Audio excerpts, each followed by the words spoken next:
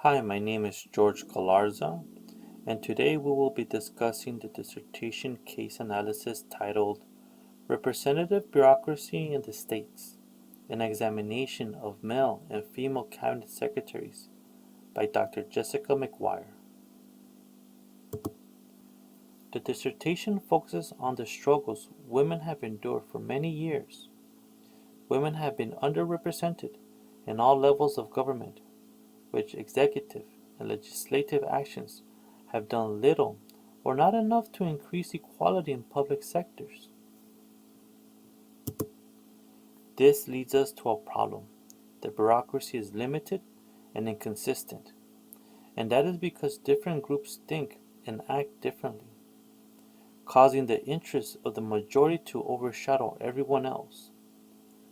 According to Mary Haley, Francis Branch, and Julie Dolan, the differences between female bureaucracy and male bureaucracy is their values, attitudes, life experiences, and worldviews.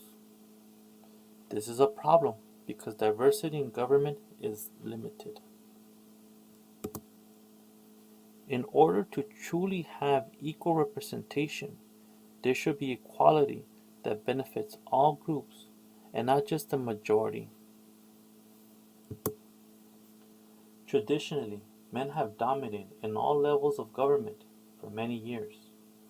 All of the United States presidents, for example, have been men, and we have yet to see a female US president. This just shows us that women, despite advancing in government, are still underrepresented and still face many challenges to be equal in all levels of government. Women have over the years fought to obtain equality and reach important positions in government. From 1840 to 1920, women's civil rights movement was a time of change and push for a more equal government. Women couldn't vote until 1920 when the 19th Amendment to the US Constitution granted women the rights to vote in America. However, this still wasn't enough.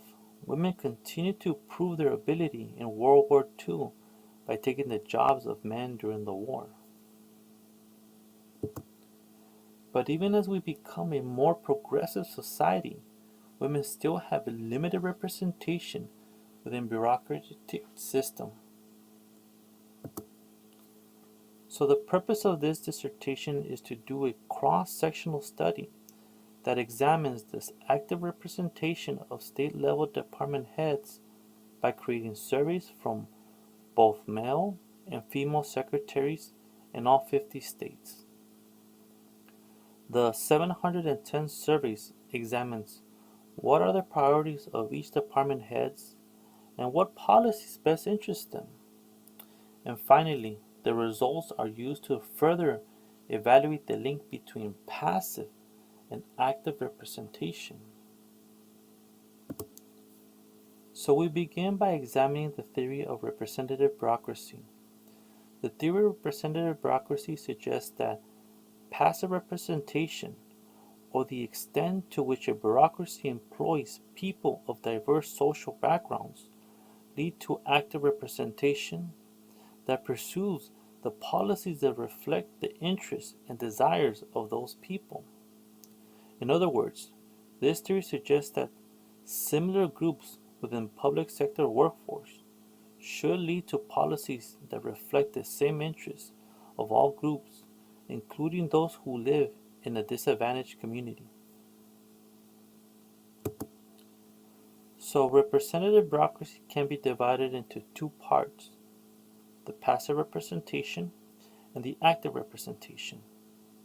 We first look at passive representation, which examines how bureaucracy mirrors the demographic of the social characteristics which policymakers pass laws that benefit the majority living in that area, while the active representation is concerned with how representation influences policymakers and assumes bureaucracy will act on their behalf. For example, women in politics will pass and support acts that benefit women. So this is an example of an active representation. So what kind of research method did Dr. McGuire use?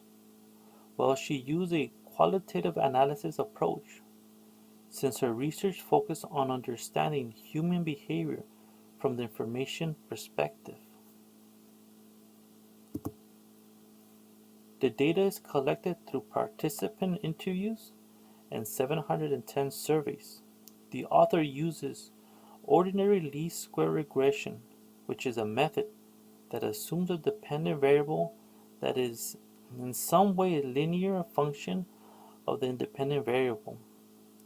Therefore, the dependent variable uses in this dissertation are ordinal.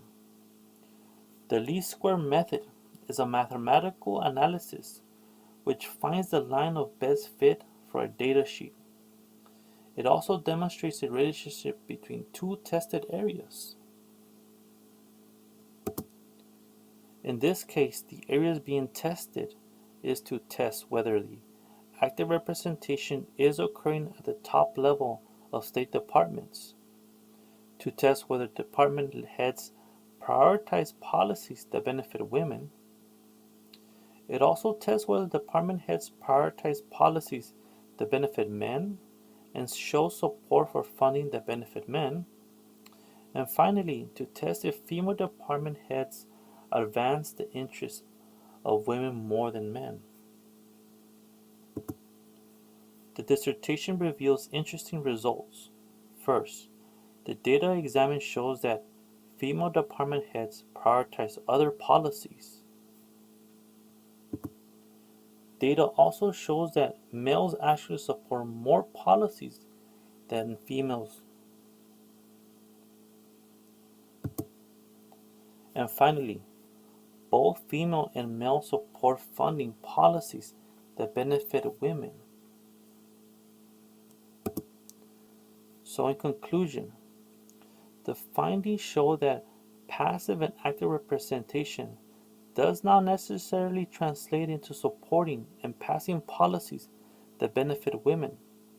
This means that female department heads are not engaging in active representation as one would think. However, the male department heads do seem to support policies that benefit women. And this may be the result of culture, which Morgan explains that the pattern of development can reflect how social systems work.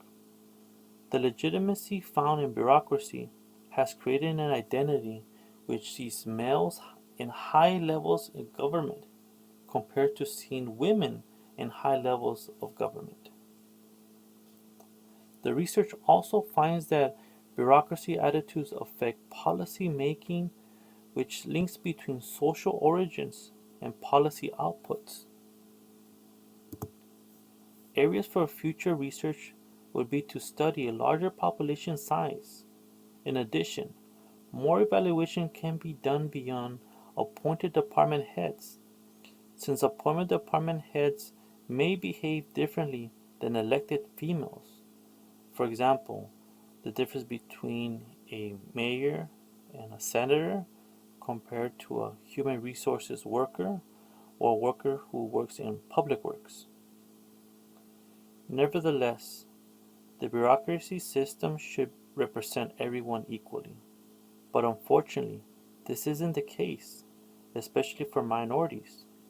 Ultimately, if the bureaucratic system is intended to serve the people, then equal representation should also exist. I hope everyone enjoyed the presentation, and I look forward to everyone's comments. Thank you.